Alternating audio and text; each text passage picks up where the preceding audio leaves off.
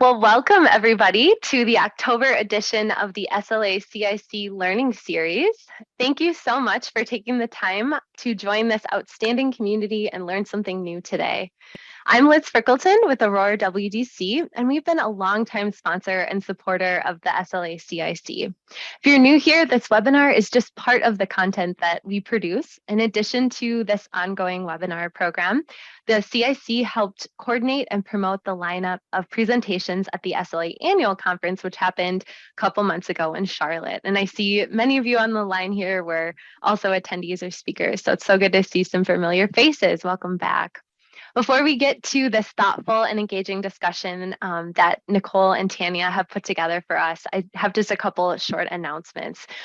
Note that this webinar is being recorded and you will receive the recording via email after.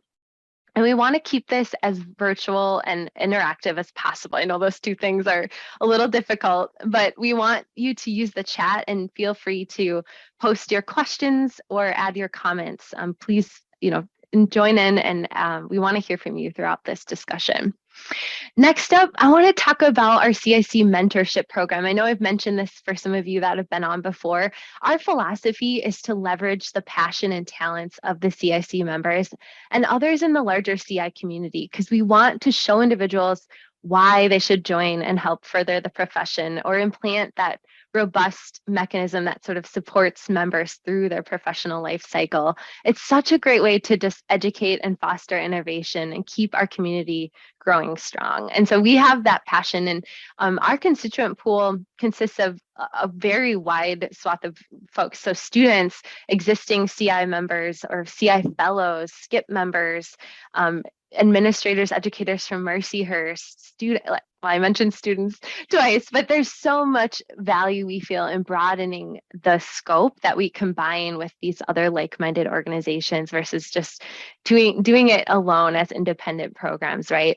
So if Phil Britton is here, he would tell you that there's more mentors likely than mentees. So please help spread the word, get involved. And Phil is our SLA CIC past chair. If you would like to know anything more about this topic, we're going to put his email in the chat for you. So feel free to reach out. We'd love to see you get involved. And also, speaking of involvement, there's CIC leadership opportunities available. So if you're interested in doing more than just attending webinars like this or strengthening your leadership skills, frankly, I encourage you to come be a part of driving the CI community forward. And so for the CIC, what that looks like, so open roles specifically for 2023. No, we're almost there, you guys. Women, men, we're looking for you to step up for, actually our chair position is open, our chair elect. Those are kind of, I guess, more involved roles. If you want to get started with something maybe less involved, conference planner, maybe school liaison, membership chair, those are some good opportunities as well. So I can say that this has been quite fulfilling. I'm your content chair and getting to, curate and host these monthly education webinars. So if you are interested, it's just a conversation. It's not obligation at this point, but our president, Kate Vilches, would be the person to contact. So please, we'll put her email in the chat and feel free to reach out to Kate. Okay, upcoming dates. So next slide, I wanted to highlight, there was an announcement out that the SLA 2023 conference is a collaboration. This is brand new for us. Medical Library Association and SLA are teaming up. It's May 16th through 19th in Detroit. And so the call for proposals and speaking sessions is open. So I always say, as the CI community, how can we get involved? How can we get our knowledge, our experience, our insights out there to benefit the broader information professional, profession in general? So this is our chance. Like I said, the education session window is now. I think it closes. They probably will extend it, but I think it closes at the end of this month. But we're going to put the link in the chat if you want to learn more about what it would look like to present in Detroit next May at our conference. And then stay tuned. We're going to have another webinar, hopefully 2 lined up for the rest of this year to close us out. So pay attention to the SLA Connect platform, social media, our great newsletter that Kristen puts together, and you'll see more about that in the coming days. And note that when you registered for this, you'll automatically be registered for the other webinars throughout the year as well, and you can cancel at any time. All right, so there's a great announcement that I'm so excited to share with you about this book that we've been waiting for, and that is The Practical Guide to Competitive Intelligence. The wait is finally over. It is finally available for purchase. Hallelujah. This is the book that has 3 collaborators in chief, so Zena, Elise, and Phil, gifted us with their practical wisdom about their careers in CI. You will see on the screen they tapped contributors to also provide their own accounts and experiences. So the practicalities, the daily minutia, the how-to of CI, all of that is captured in this book. And if you aren't in CI, I would still encourage you to grab a copy, because I think it would be helpful to even just to be more effective or to make a greater impact in your organization. And so the QR code is on the screen. If you'd like to buy the softcover book, do that through the SLA's website, because if you're an SLA member, you do get a $15 discount on that if you go that route, or support Amazon, Barnes & Noble. They also have the book that's an e-reader and the soft cover, both on Amazon and Barnes & Noble as well. So links are in the chat. Go get your copy. It'd be super fun to maybe even do a book club, read it together. I don't know what that would look like, but we're very excited that that's been released. I have this bookmark from the annual conference. I got some signatures from some of the contributors. Pretty cool. Next up on Twitter, if you are listening in and participating and you are a Twitter user, grab the hashtag CIC webinar and please use that just to keep this thread going on social media as well. And because we value your time, thank you for being here, taking time out of your day to participate and learn something new. We are going to put you in a drawing for $25. So you may, if you're the winner, you'll get an email from us. So that's exciting as well. That's just a quick slide of like what a past $25 winner had said. Just how valuable sometimes the sessions are for them. Okay. It is my pleasure to introduce our speakers today. So welcome, please, Tanya Humphrey and Nicolle McKinnon. They are the co-founders of Hello Info, a strategic research firm that specializes in competitor and B2B customer intelligence. I love to tell, and they I'm sure do too, that it's a proudly women-owned business, and they represent that diverse nature of our community. And I love that. They have experience in a variety of industries, intelligence research, strategic analysis, business analysis, consulting, user experience research, the list goes on, and you'll get to, I think, get a glimpse of some of their wide experience today. So thank you so much, ladies, for sharing your perspective. I can't wait to jump in. So I'm gonna hand it over to you. Thank you. Thank you, Liz. Great intro. Some exciting announcements, and thanks for this opportunity to be with you all today. Hello, everyone. As I said, very happy to be here with you today. You've heard a little bit about us just now. Tanya and I have spent the last 2 decades either as CI practitioners ourselves or supporting practitioners such as yourselves as competitive intelligence and market intelligence consultants in the private sector. So we both come to CI with degrees in library science and met many, many years ago during a brief stint as academic librarians. We've been working very closely together ever since. So as Liz said, our firm, Hello Info, is a certified diverse supplier. We deploy primary and secondary research methodologies to answer strategic questions on behalf of our clients, who are largely Fortune 1000 enterprises that make information-driven decisions. So before we get started, just to lay out our vision for our time together with you, please feel free to chat amongst yourselves and ask questions using the chat function. Because we're co-presenting and passing the mic back and forth, we're not going to be monitoring it super closely, but we are going to be popping in and out, and we'll pause at times to pose some questions to you in the chat as well. So another thing to note is that we're going to be conducting a poll in just a moment, and we encourage your participation with that. And then we'll be sharing the answers from the poll questions throughout our presentation with you. So by the end of this presentation, our objective is to leave you either with some inspirational ideas for your own intelligence programs, to have supported you in maybe forging new connections with us or others in the room, or maybe you've just enjoyed reflecting on your past 10 years in your own experience working in CI. Okay, so we're going to start today by asking you 5 questions. So you should get a pop-up for the poll now, and I see that that has come through, which is great. So we're going to take just a couple minutes to solicit your own personal opinions on the CI industry and what you've seen happen over the past 10 years. And then we'll get into our perspectives on what we've seen happening from our experiences. So our objective here, of course, is to temperature check where the collective you see the industry to be sitting today. And welcome to anyone that's just joining. You'll see a pop-up for the poll. We're hoping to solicit some feedback that will inform our presentation here today. But as I said, 5 questions, just a couple minutes to click on through that and weigh in perhaps on what you're doing in your own personal programs or where you've seen things coming through. Yep, and we've got the poll live. So if you are out there, I'd encourage you to go ahead and participate. I'm showing, we're waiting on folks to get in there and participate.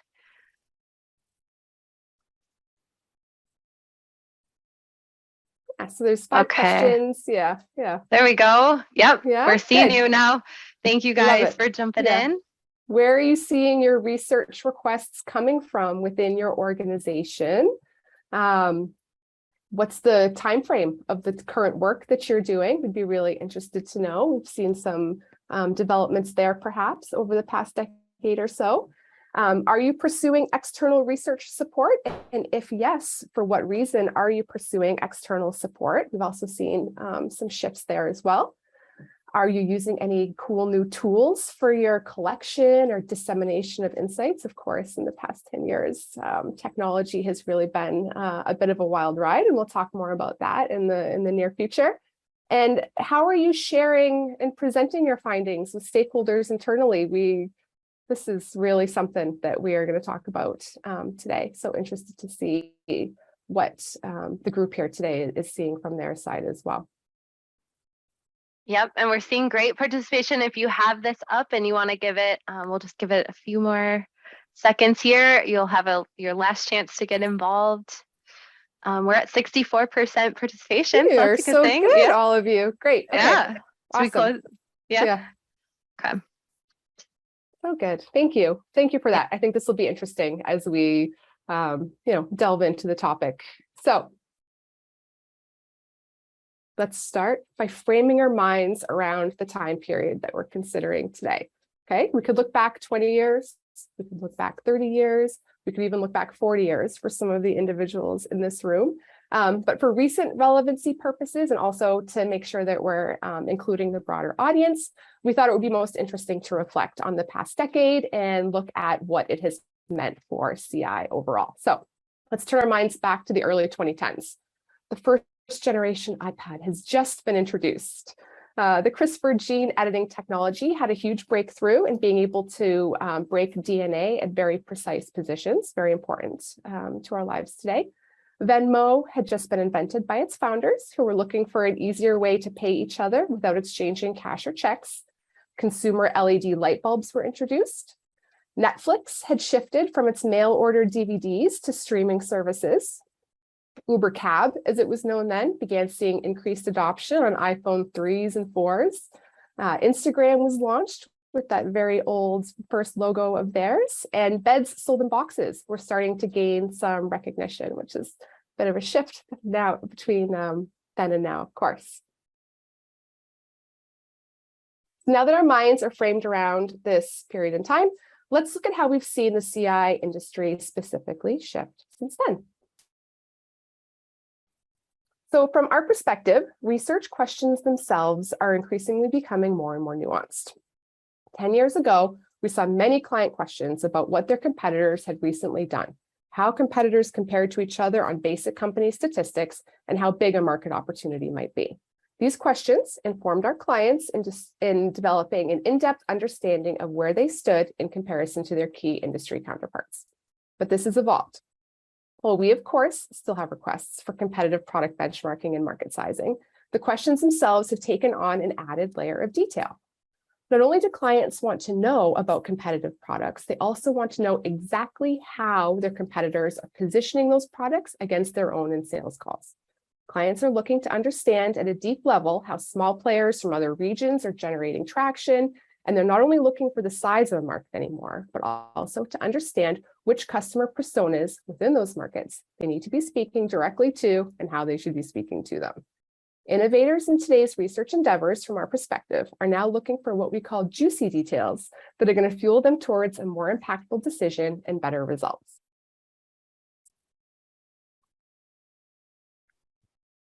Thanks, Nicolle. I feel like there's been a fundamental shift in where our intelligence requests are coming from. It's almost as though there's been an awakening finally on the part of our client companies on where the best ROI for intelligence comes from, and people are acting accordingly. So previously, the majority of the requests we would get would come from strategy, corporate, CI, MI functions that were centralized, sometimes a meld of all three of those. Sometimes marketing might have a hand in the research, or they might be commissioning research themselves. But these centralized teams we would find would act almost as intelligence gatekeepers. They'd be coordinating research, acting in what they thought was the best interest and best approach for their teams across their organization. This kind of lines up with what Nicolle was saying, I guess, around sort of the shifting questions and questions getting more sort of narrow and specific. In those days, the questions would be more broad, more high level, less tactical overall.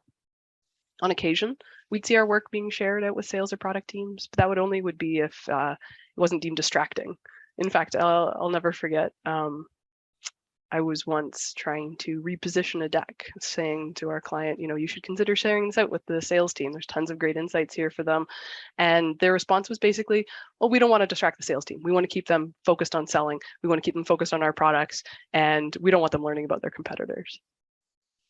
It was very confusing for me. There's been a complete 180, it seems, and for good reason. We now see companies, CI companies out there, for example, companies with different, CI platforms and whatever, focused entirely on sales enablement and positioning themselves around that, providing tactical intelligence, and for good reason.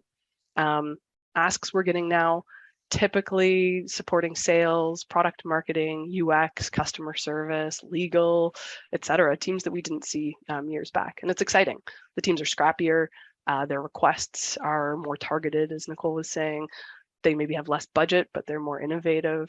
And it makes sense that companies have made this shift. How do you show high ROI if you're producing, generic company profiles in the hopes that they help a team across the organization? Rather, companies are looking for quick wins, getting the intelligence into their hands of their sales teams to enable them to better compete at the ground level. Winning a new client as a result of some well-researched insights in a battle card immediately shows its impact on the top line.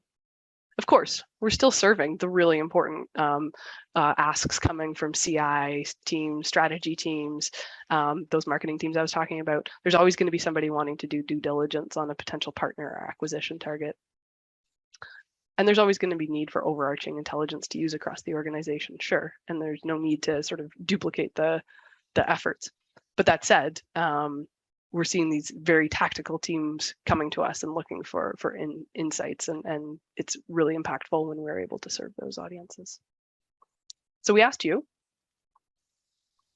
where you're seeing requests come from, and the results of that survey. We're sorry, we can't share out the actual survey results with you for some reason, but we're able to, let me tell you where they're coming from right now. The survey says corporate strategy, lots of requests are coming in from corporate strategy, marketing, but increasingly product, as well as everyone, and they need it right now. That makes sense. I mean, of course, corporate strategy needs are always going to be coming from those teams. And I think especially, and we're going to talk about this a little bit down the road, when we're looking at where we stand in the world right now, coming off of a pandemic, the inklings of a potential recession, there's going to be a lot of requests coming in from strategy teams trying to figure out how to shore up strategies as we move forward. Good stuff. Okay, so from our perspective, companies are also now focused more on future-looking or predictive intelligence than they are on the historical. 10 years ago, only the most innovative clients we had in companies were connecting intelligence efforts to future outcomes and plannings. The what, so what framework had only really just started to become embedded into intelligence and its associated deliverables. 10 years ago, we used to incorporate a future orientation for free within our deliverables or consulting sessions in our efforts to differentiate, of course, ourselves and also to encourage our clients to take a future look. So interestingly, while it felt like we used to have to push companies to do this, they basically now require it. And again, maybe this is COVID contributing to a new way of thinking. It made tangible an uncertain future a little bit more, I think, than many of us had experienced in our lifetimes prior. But it really is a bit of a shift. And we're supporting a client right now on a presentation to the board about what the year 2030 is going to look like for their industry. And this is not an uncommon endeavor for us. More and more, we're seeing strategic research, competitive intelligence, customer intelligence clients with a seat directly at the table with executives with the role to educatedly inform them about what the future may hold, which is what we would say is exactly where we all should have been all along, for sure. So we've got another question that we put to the group. Most of the work myself or my team are doing, Tanya, is? Examines recent developments. Yeah, super interesting. That's good. Followed by requires a crystal ball.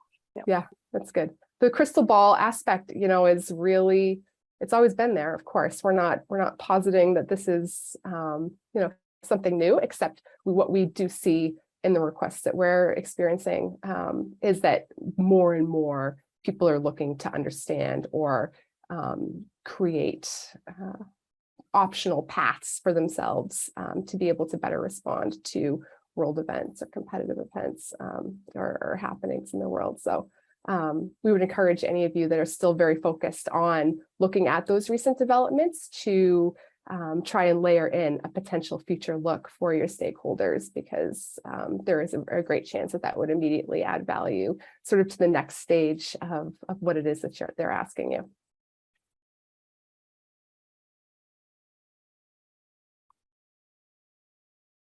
So unsurprisingly, the future-oriented tactical teams we're serving, they're scrappy and they're making decisions quickly, and they're expecting research partners and everyone along the value chain really to work as quickly as they are. Very rarely are clients coming to us anymore saying, hey, we're looking to support planning for next year. You've got 3-4 months to get this work done. Rather, they're saying we need this now, yesterday. And a good example of this, a client came to us a few weeks back. He explained his need.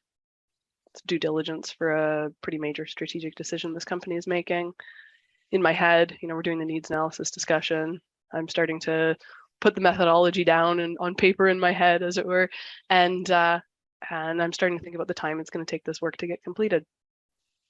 I was about to start explaining to him what I think the ultimate methodology would be, a 360-degree view of the market, 10, 20, 30 in-depth interviews. Let's talk to customers, let's talk to competitors, let's talk to market observers.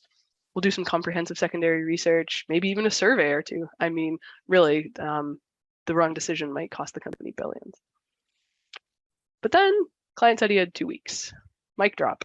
But he's not a dummy, and he knows we're no dummies, and he knows he can't get the project that he wants in 2 weeks. It's impossible, but he needs that's the decision-making time frame that he's working with his stakeholders and with his board. He readily admitted that he knows it's not doable, but he needs anything that he can that's a red flag, basically, to tell them, is this go, no go on this strategic initiative.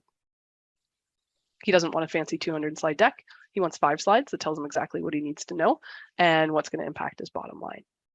And ultimately, he knows that he's going to have to make this decision in an almost uncomfortable place with these insights, but not really the full picture. And it used to be that this was the speed of maybe our technology clients. Everyone talks about, oh, everything moves so quickly in IT. And I can remember meeting with a client many years back, and she was like, the pace of our organization, are you going to be able to keep up with us? We move so quickly. It's not going to be possible. No suppliers, no agencies can ever keep up with us. They were in tech, and tech moved fast, absolutely. But now it's across the board. We don't see this anymore just in tech. You know, labor issues, supply chain challenges, what they are, manufacturing companies, always the former example of slow-moving companies. They're moving faster than anyone at this point, right? They're making breakneck decisions, and you know, having to move quickly to stay ahead of things and keep on with the pace of innovation right now. Look at pharmaceuticals. Maybe not always a historically super slow industry, but it wasn't fast moving either with the pace of, you know, clinical trials and getting things to market, et cetera, et cetera. One of Pfizer's major strategic shifts was the move, basically recent strategic shifts was the move to taking best practices they learned getting the COVID-19 vaccine to market and spreading that across their organization so that they can get drugs across other therapeutic areas to market faster. So areas that typically move slower, like oncology, for example. And I guess the point that I'm trying to make is there's no longer a slow industry. Decisions are being made across the space much more quickly than ever. Of course, companies sometimes still do want that like 360-degree view of the market. The decision's that important. They have the time and they are being a little bit more cautious about it. But even then, they're not sitting back and waiting until 6 weeks in when we're producing a interim report or a final deliverable. We're meeting with them weekly. They're bringing the end stakeholders to the table so that they're apprised of the insights, so that they can be aware of any sort of gotcha or aha moments as we go through. And so really everyone is just trying to move as quickly as possible.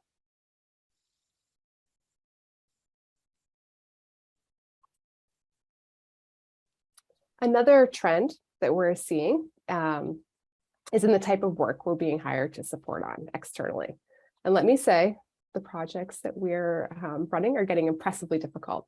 I mean, obviously, we've always been doing difficult projects. This isn't something new. The first project I ever supported on in my early consultant days was an effort to map global pharma players' call center operations, which certainly was no small task, but gone are the days when clients ask us for, commonly ask us, I should say, for competitive benchmarking on common metrics, which is interesting because this used to be a lot of what we did. These days, there's less reliance on outsourced intelligence, and when it is outsourced, it's the really hard stuff. Companies are increasingly running the easily accessible work in-house. They're only outsourcing when they truly need help. And that's usually with the super sensitive insights that they struggle to find with internal capabilities, or insights that they have, they're short on time to be able to find. The clients that are spending their money most wisely, in our opinion, keep internal the projects they know that they can do best themselves, and solicit our help when we can best prop them up. So this is a survey moment. We asked you at the beginning of the session, when is it, if you do pursue external research support, for what reason do you do that? 64% of the respondents said answers they don't have time to find. Yeah, really interesting. And what was the second? Answers on competitors that they can't find themselves. Yeah, that's good. Yeah, that's what we're seeing. And it absolutely aligns with what it is that we're seeing. Again, from our perspective, right, the ones that are able to be produced in-house certainly are kept there, and the ones that need external support. And I think, I think the fact that, very few individuals indicated that they're using outsourced support for answers they don't have an idea of how to find. And I think that speaks to, or we've seen that as well. People aren't coming to us saying, we don't know how to do this. We don't, we don't understand this methodology. I think it's so much more about, looking at competitors, for example, that they can't look at, or the time aspect. Yeah, for sure. It's cool.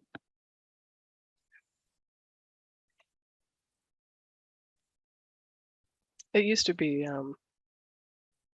back in the day, we'd have the same handful of sources for research.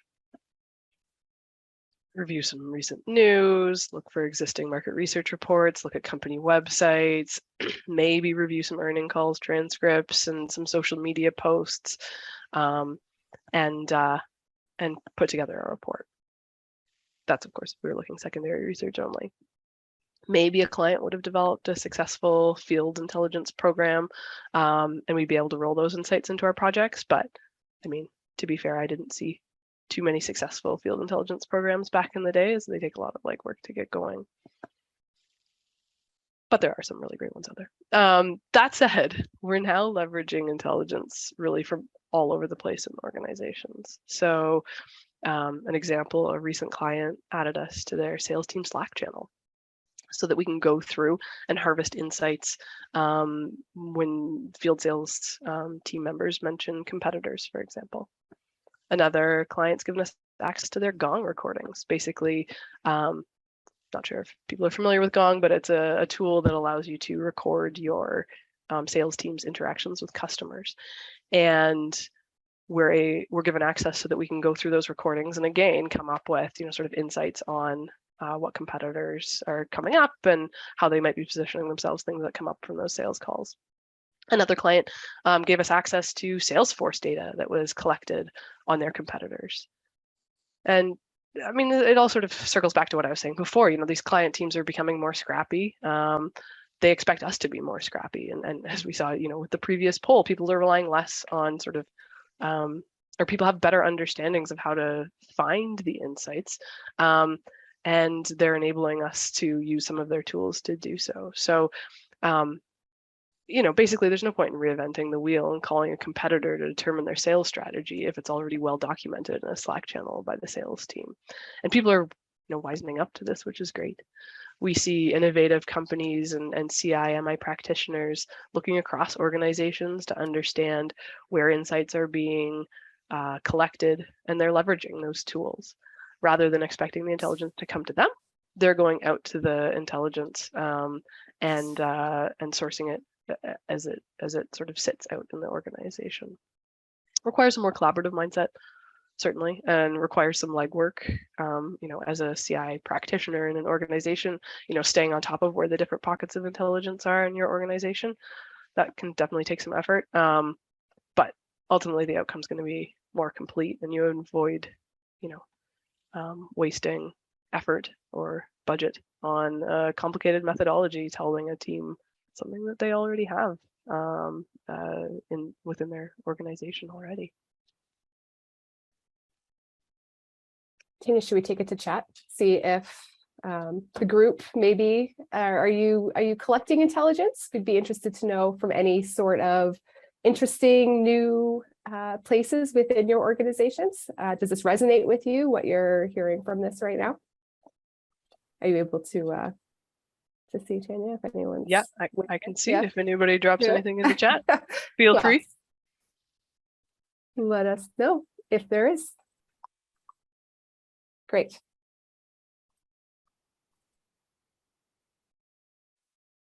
Okay, so 10 years ago, research projects considering competitors and customers were very distinct endeavors. Occasionally during a customer research project, we would unearth competitive insights and would surface these into a couple of pages of added value type content. And did you know? And we had heard this. Nowadays, clients are seeing the value in melding customer insights with competitive insights, and of course, the associated methodologies to gather these types of intelligence as well, more and more. Projects we're running involve speaking to both sets of interviewees to create a much more holistic competitive analysis. Let's take win-loss studies, for example. Of course, previously, these were very highly focused on the customer, sales, retention, whereas now we're finding that these almost always are immediately informing competitive bolstering efforts in addition to serving the earlier purposes that they did as well. And as product markets become more competitively saturated, what's interesting also is clients are also willing, more so, at least in our experience, to consider working alongside their competitors. So it's not always just a move to displace, of course, but also to fit alongside. And what happens is our customer needs analyses that we run seek out ways to better satisfy this endeavor and make sure that we can support clients in retaining the competitive share that they currently have. From our perspective, the most innovative clients of ours are rarely excluding customer research methodologies from any competitive study. And of course, this goes far beyond simply collecting customer feedback from review sites. Is there a question, Tanya, that somebody posed? Oh, okay. Not that I can tell. Nope. Oh, okay. Sorry, I thought I saw it. I'm so sorry. Yes. Q&A listed. Yes. I was looking at the chat. No, the Q&A. How do you see CI compared to MI changing going forward? Are they becoming increasingly separated, or do you see them as a similar thing, and why? I have a thought. Do you want to go first? No, go ahead. I'm seeing them personally and becoming much more separated. The market intelligence studies that we're running are very distinct. And that's actually a really good point, right? Whereas we're seeing the competitor and customer methodologies melding much more, the market intelligence research is much more distinct. And of course, there's a very specific type of need for it. Of course, sometimes with market intelligence, it's you can't really necessarily you don't separate out the competitor or customer element of all of that. But typical sort of market intelligence studies are quite distinct in what we've been doing in the recent past. Yeah, for me, I see it as, I agree with Nicolle. I think also it kind of depends on your definition of CI and MI. I think some people use the terms interchangeably. Some people view the term, it's always been a discussion, right? I think, historically, I've always thought about it as 3 pillars. There's the CI, the MI, the customer insights, sort of the other CI, I think about it.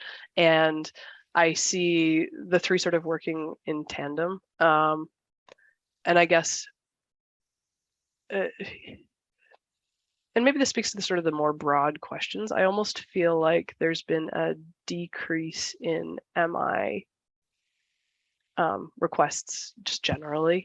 There's a lot less of that sort of, what's going on in the market. We want sort of a 360-degree view of the competitive landscape and the market landscape and the market size and whatnot, as opposed to these more sort of tactical, hey, we need to know about our competitors, and we need to know about our customers, and we need to know sort of more specifically. But yeah, it does depend. Yeah, it was a great question. Thank you.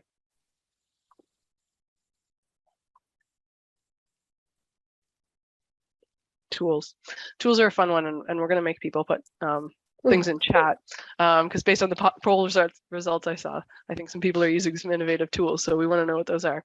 But it used to be processes were super manual, right? I talked about before, like looking at news results, for example. I can remember sitting there back in my analyst days in like the late or the early 2010s, reviewing page after page of Factiva results, hoping to find like a valuable nugget, transcribing an interview by hand, note-taking during a call, doing painstaking analysis in silos.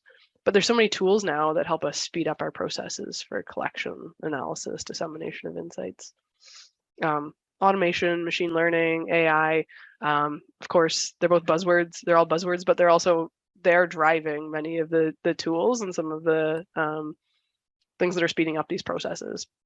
They're giving us better search results, transcribing, pulling out insights from interviews, conducting analysis, etc. What's really cool is some of the collaboration that's able to come from some of these tools. So no longer are analysts in a silo sort of producing these reports on their own. Rather, we're seeing these tools enable collaboration amongst our team, but then also with our client team. So working super closely with clients on the analysis portion, for example.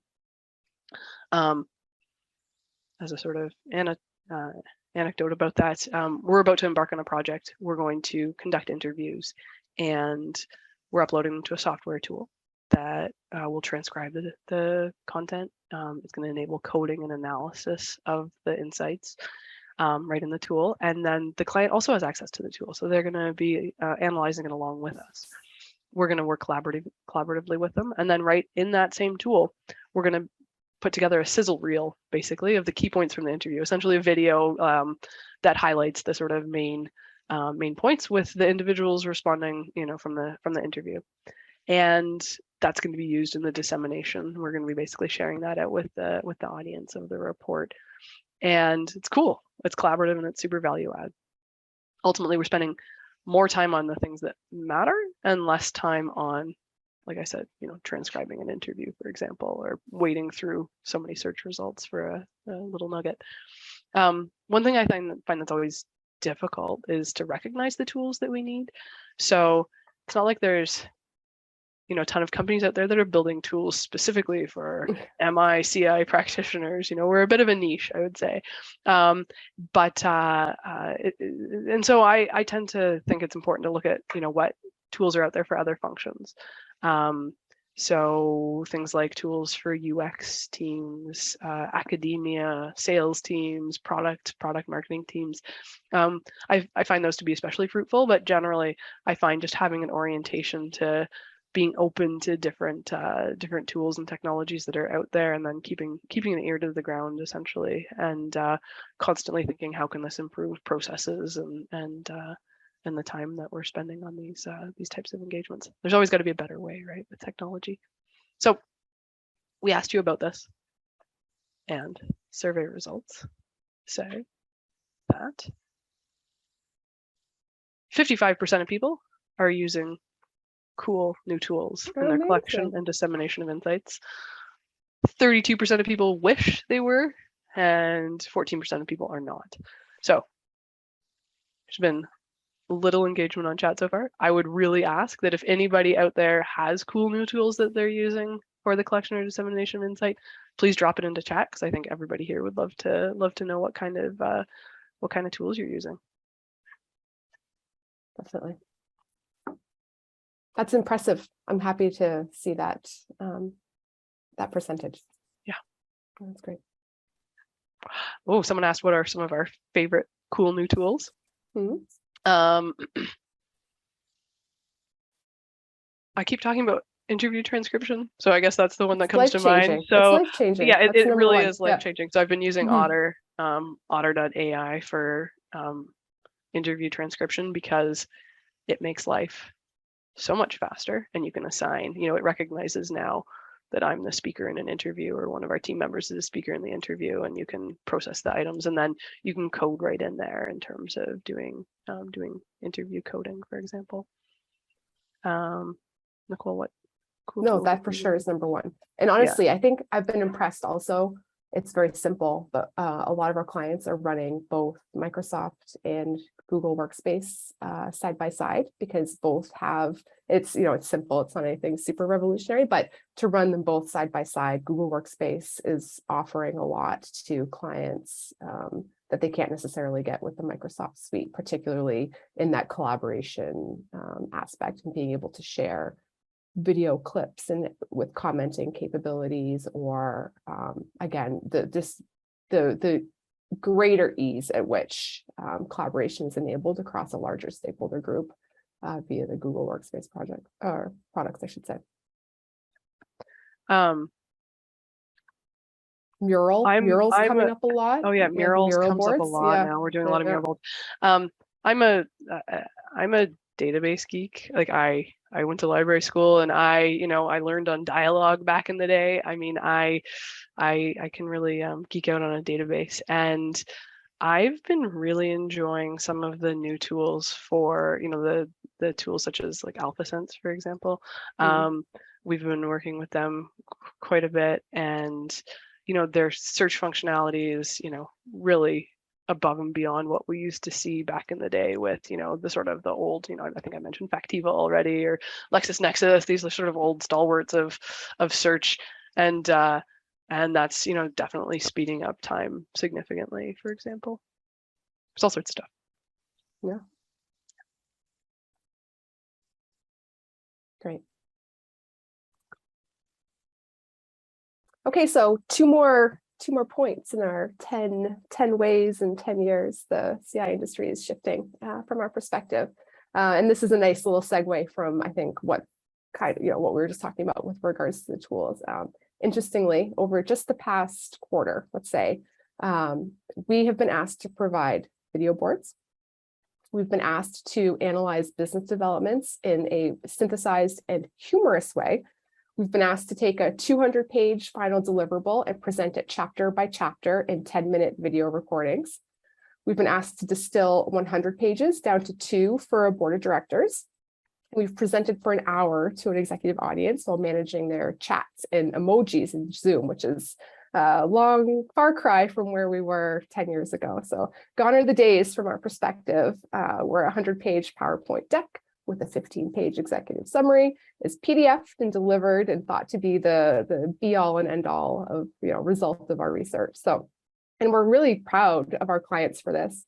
10 years ago, a key differentiator for us was to offer custom deliverables by audience, right?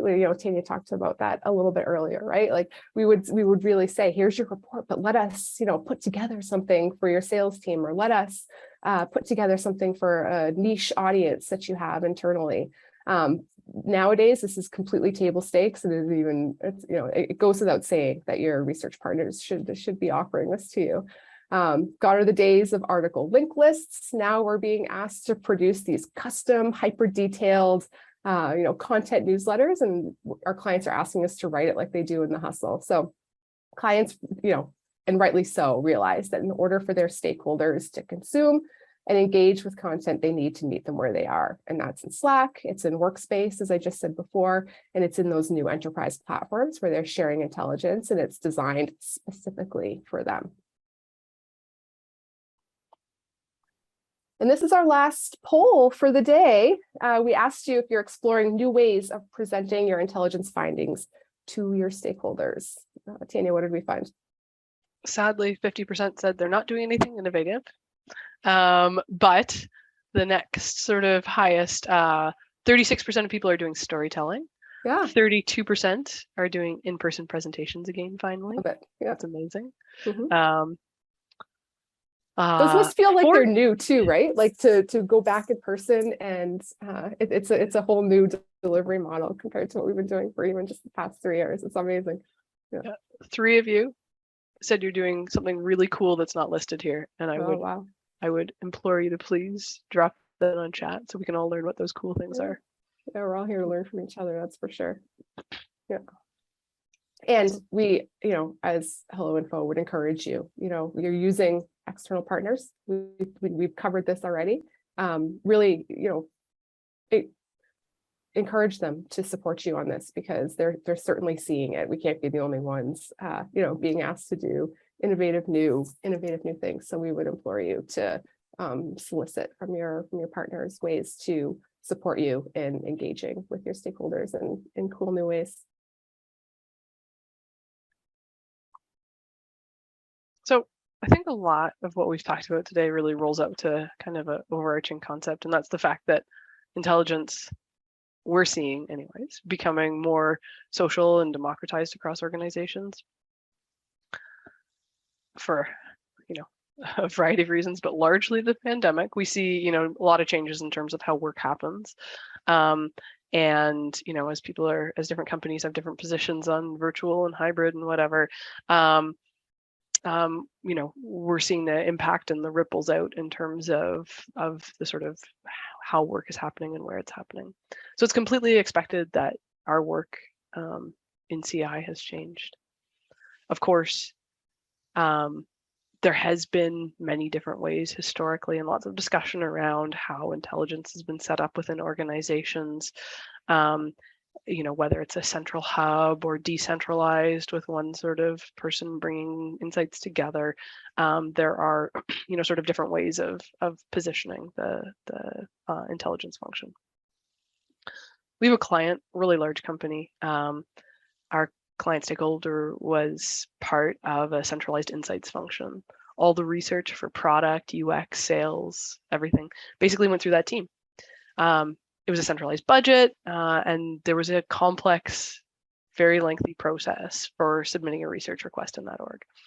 By the time a team got approval for a project, they would probably have already launched the product, or else it would be pretty close to. And so we'd get the project, it would be approved, we'd get assigned to it, or we'd be brought in, and be on us. The conversation would be like, well, can you tell us some insights, but I hope it's not, hope it's not that pivotal because we're already, we have all our marketing collateral already written. And so please just tell us if we're doing this correctly or if there's like a big, thing that we should be aware of. And they finally realized that this was foolish and this sort of heavy-handed approach needed to be adjusted. And they slashed the budget of that central team. They spread the money out amongst the end stakeholder groups and let them decide what they wanted to research and gave them control over that.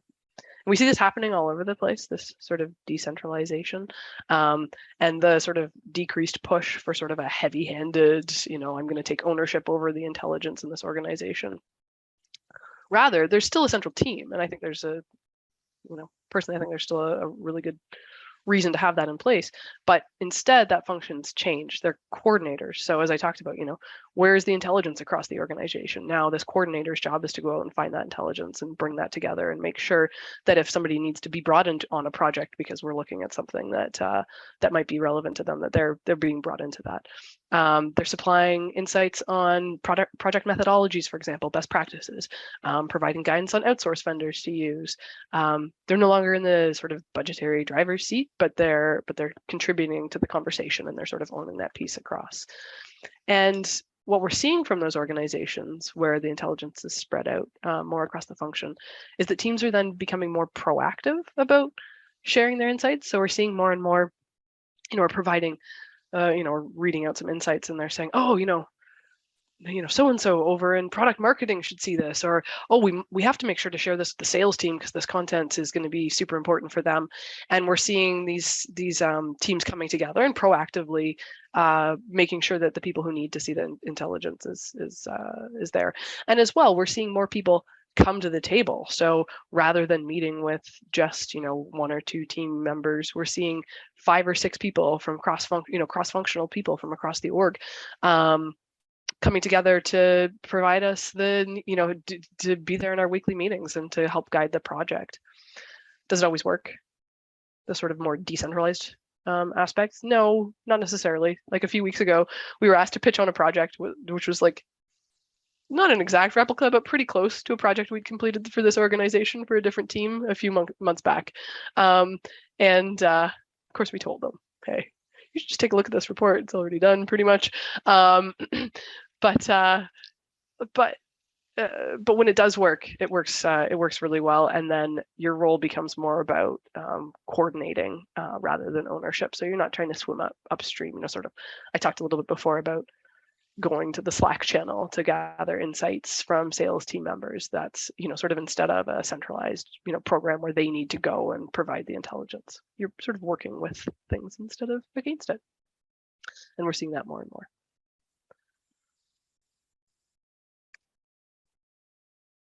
So, okay. Someone asked, sorry, we've got a question, Nicolle, before we move on. How's the pandemic and especially working from home virtual workforces impacted our practice? Does it impact how, when, and where you communicate? Yeah, absolutely. We used to do, client meetings. We would often present out final reports, for example. We would go on site to clients and present out there. We would, I would say I very rarely saw clients in video calls before the pandemic. Occasionally we would have some video calls with clients, but that was not, not heard of. We might have regular syncs with some, but not necessarily. Whereas now I feel like everyone is comfortable with hopping on a Zoom call. We're regularly meeting with clients. We're being more collaborative. I think as everyone has sort of amped up their expectations for collaboration, we're being more collaborative with our clients as well. And I haven't seen a client in person since the pandemic started, I don't think, which is super strange, but it also works because we're, I would say, tighter than ever with a lot of our clients because of the sort of regular video calls that we're having. And I think on the internal side, it's really enabled our clients themselves to connect so much better, as Tanya was just talking about, bringing in members from other teams that might be interested. Like, this is a whole new world. And I think a lot of that is enabled by this new virtual pandemic style sharing of insights that we're having now. And more, we work with clients globally and in other, countries all the time or continents. And now, it is not uncommon for us to be in a simply an update call. That used to be reserved for the readouts, right? Now we have project teams spanning, the last week we had one in Singapore, California, and Toronto, right? We were managing just people that are interested in keeping up to date on what the project is and hearing interim sort of, cursory findings and stuff. So I think from the internal side, it's really been spectacular for our clients to see them be able to collaborate better. So I'm just mindful of time. We don't have that much. We've covered off our 10 items. Thank you for that. So where do we go from here? Ultimately, we expect more improvement to the same, more tools, more AI and automation, more efficiencies, more focus on these tactical ROI-driven questions, more creative packaging and delivery mechanisms, increased and continued collaboration on intelligence, increased sharing of intelligence across orgs. There's maybe a recession coming. Hopefully not, maybe. And companies, I think, are going to get scrappier. The insights are still going to be needed, but budgets are going to be thin, and first movers are going to have the advantage.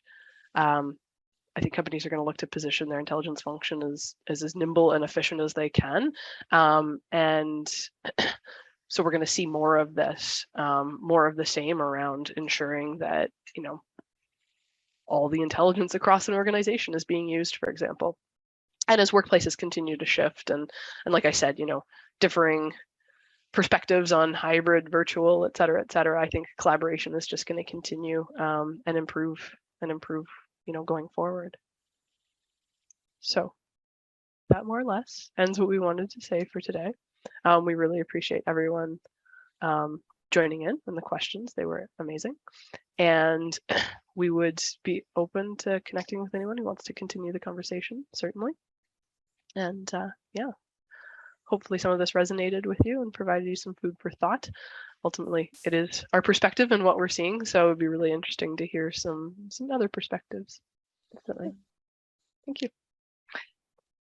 Amazing presentation. Thank you. I'm seeing some folks in the chat too, just thanking you for those valuable insights. I think this has been such a worthwhile hour together. Thank you both for making time for the SLA CIC. Folks, join in the chat. Thank our amazing speakers, Nicolle and Tanya. They were gracious enough to include the slides for you. So those have been PDF'd and added to the chat in the handouts or just as a document that you can grab. If you miss it, you got like 60 seconds to grab it. But thank you so much. I definitely, a lot of what you said resonated. I'm a little bit more on the tool side of things from a CI perspective. So totally was geeking out about some of that too. And even just the harnessing human intelligence networks within organizations and when you talk about SMEs and how do we start leveraging that, that's something that I know Aurora is really focused on as well. And thank you again just for all of those amazing remarks. Thank you to Graham and others in the audience that were asking questions or commenting. We really appreciate you. You'll be entered into this drawing, so $25 cash, could be a little ice cream trip or restaurant that you don't usually get to go to, whatever. We will email you if you are the lucky attendee that gets that reward. And it's been recorded, so you'll see in the follow-up email from Zoom that will include that link to our SLA YouTube channel. So that's where all of the archive or the library of all of our on-demand presentations and education sessions live.